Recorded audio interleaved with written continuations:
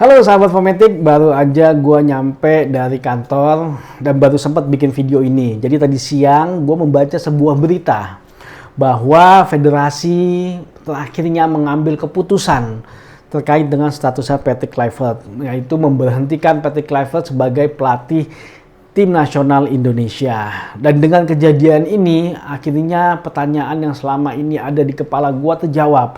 Kenapa Coach Sintayong dipecat? Nah, seperti apa? Yuk kita bahas bersama gua Alpin, seseorang yang punya komitmen untuk sepak bola Indonesia. Dan gua nggak punya kepentingan sama sekali. Gua hanyalah seorang supporter tim nasional Indonesia yang sangat mencintai sepak bola.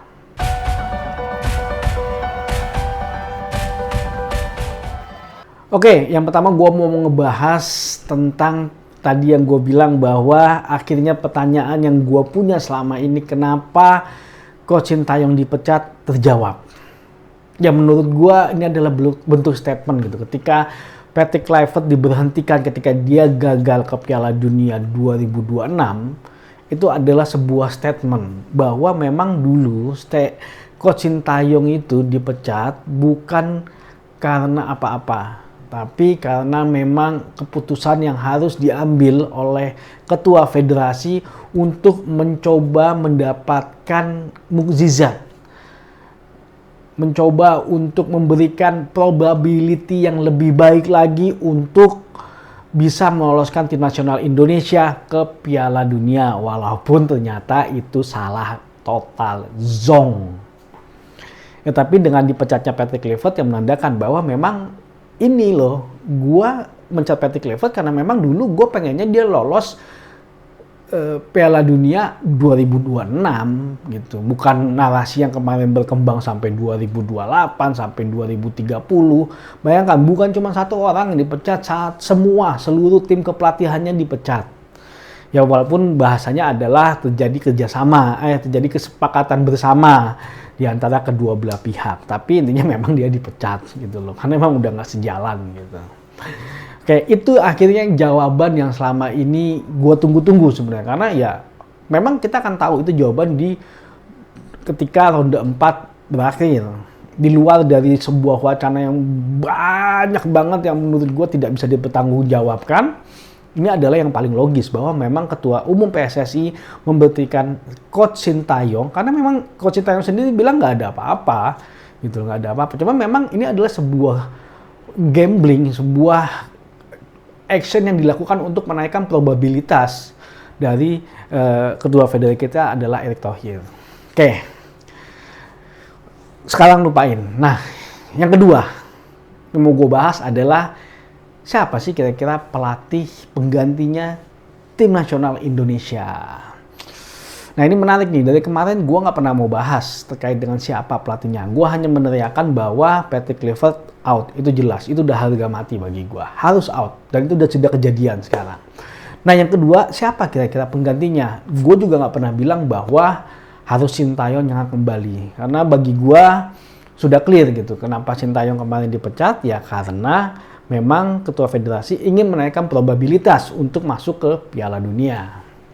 Nah, kalau misalnya nanti balik lagi ke Sintayong, mungkin aja nggak ada masalah. Bagi gua pun juga nggak masalah. Karena Sintayong pun kemarin seperti ada sesuatu hal yang belum selesai gitu loh. Karena ketika kemarin dia dipecat, Sintayong itu dipecat, itu chance-nya untuk langsung lolos di ronde ketiga itu masih ada, seingat gua. Dan gua sangat optimis sekali waktu itu. Karena ketika kita menang dari Arab Saudi, selisih poin kita sama Australia hanya 1. Kalau kita bisa menang sama Cina, kita bisa menang sama Bahrain, kita bisa nahan seri Australia.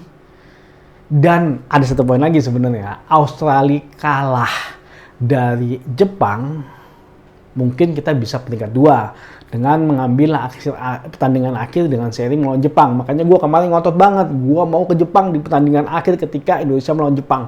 Karena gue ngelihatnya bahwa di situ adalah penentuan. Tapi ya udahlah, udah lewat lah. Tapi gue juga ke Jepang juga akhirnya kan nonton. Nah cuman satu yang gue mau tekankan di sini, yang mau gue highlight adalah proses yang terjadi kemarin ketika Sintayong dipecat dan masuk Patrick Kluivert adalah proses yang sangat prematur sekali. waktunya sangat sebentar. Tidak ada pertimbangan teknis sama sekali, cuma karena siapa yang available, siapa yang ada kedekatan, karena memang statementnya Clifford pun bilang dia dekat sama Erick Thohir gitu loh. Dan karena datang pas Piala Natal yang menurut gue alasannya nggak bisa diterima sama sekali, itu jangan sampai terjadi lagi. Itu yang pertama yang gue mau highlight di sini. Jangan sampai kejadian pemilihan pelatih tim nasional Indonesia secara prematur. Karena pemilihan Sinteyong pun gue yakin dulu seinget gue ya, itu Ratu Tisa yang lobby dan akhirnya mampu ngebujuk Sintayong untuk mau ngelatih tim nasional Indonesia. Nah, itu harus dilakukan kembali. Jadi pemilihannya harus benar-benar terstruktur, konsepnya seperti apa, dan tanpa ada keburu-buruan. Jadi ada lah yang bilang harus segera dipilih nih pelatih tim nasional Indonesia. Kalau menurut gue nggak perlu. Ada FIFA Matchday nanti bulan November, nggak apa-apa. Pakai caretaker aja dulu, gitu loh. Nggak masalah kok kalau menurut gua. Karena kita milih pelatih itu bukan hanya untuk 1-2 pertandingan. Kita milih pelatih tim nasional Indonesia untuk target yang jelas. Yang pasti kita mau lolos Piala Dunia di 2030. Kalau kita mau lolos Piala Dunia 2030, banyak harus kita lewati gitu. Yang pasti Piala AFF tahun depan. Terus ada lagi yang namanya Piala Asia tahun 2007, Olimpiade tahun 2028. Belum lagi nanti ada pertandingan lain, event lain yang gua nggak tahu, tapi target kita adalah lolos Piala Dunia di tahun 2030. Nah, ini kan kita mau ambil pelatih yang untuk bisa menempuh semua turnamen-turnamen ini.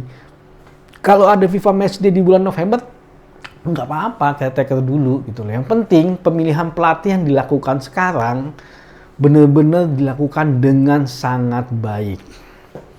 Itu yang perlu di-highlight untuk pemilihan pelatih kali ini. Nah, yang kedua, gua ngerasa bahwa tidak harus punya kultur yang sama. Ada banyak banget pundit yang bilang kalau bisa kulturnya sama, karena pemain kita rata-rata dari tim nasional Belanda, ya pelatihnya juga harus dari Belanda. Kalau gua enggak. Kita sudah menjadi Indonesia, kita sudah menjadi jati diri sendiri.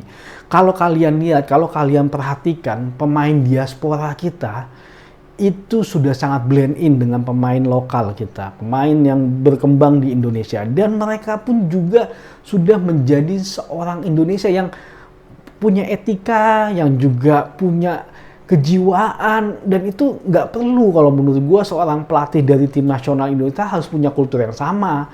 Karena kalau harus punya kultur yang sama, ya berarti harus orang Indonesia dong, gitu loh. Masa harus orang Belanda? Ya enggak lah. Karena mereka sudah berubah, mereka sudah punya paspornya tim nasional Indonesia, dan secara tindakan tuh juga bayangkan, Bang J itu dulu ditanya sama Pak Presiden Prabowo, kamu dari mana? Dia jawab, aku dari Semarang. Dia bukan bilang dari Belanda, Bu Jody Amat bukan bilang dari Spanyol gitu. Ini memang sebuah kebanggaan tersendiri bagi para pemain diaspora untuk bisa bermain untuk Indonesia, dan mereka bangga gitu. Gue orang Indonesia, jadi nggak ada istilah lagi lah kalau harus dari Belanda pelatihnya. Itu bagi gue.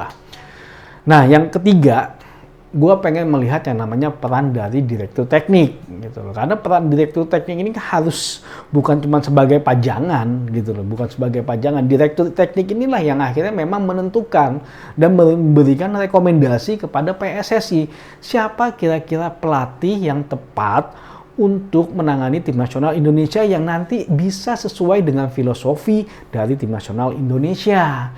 Dan yang pasti juga adalah pelatih yang paham gitu loh.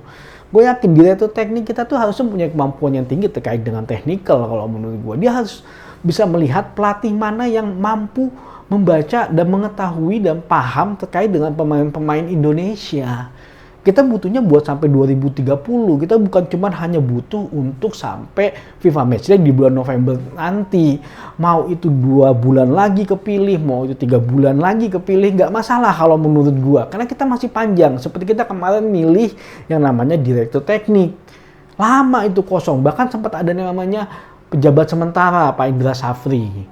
Nah, pelatih timnas pun bisa juga seperti itu. Kasihlah caretaker aja dulu kalau memang buat menghadapi FIFA Matchday. Tapi ketika itu harus terburu-buru lagi dan terlalu dipaksakan dan akhirnya pemilihannya prematur, gue takutnya akan sama seperti dengan Patrick Kluivert gitu. Jadi nggak perlulah terburu-buru kalau menurut gue. Tapi kalau memang lu maksain harus sebelum November, yang paling realistis adalah memang Sintayong kalau gue. Tapi itu bukan merupakan suatu kewajiban sih kalau bukan merupakan suatu keharusan. Ya mungkin kalian bisa beda dengan gua, kalian bisa mendukung Sintayong dan lain bisa beda. Tapi ini adalah pemikiran gua yang harus gua ungkapkan. Jadi semua orang bebas untuk berpendapat. Jadi semoga apa yang diputuskan oleh PSSI akan membawa sebuah hasil yang baik buat sepak bola Indonesia tentunya. Dan kita tentunya berharap sepak bola makin tinggi dan akhirnya gue punya semangat lagi buat nonton ke stadion. Kalau kemarin kalau masih Patrick Kluivert, sumpah gue nggak ada semangat sama sekali buat nonton ke stadion. Maju sepak bola Indonesia.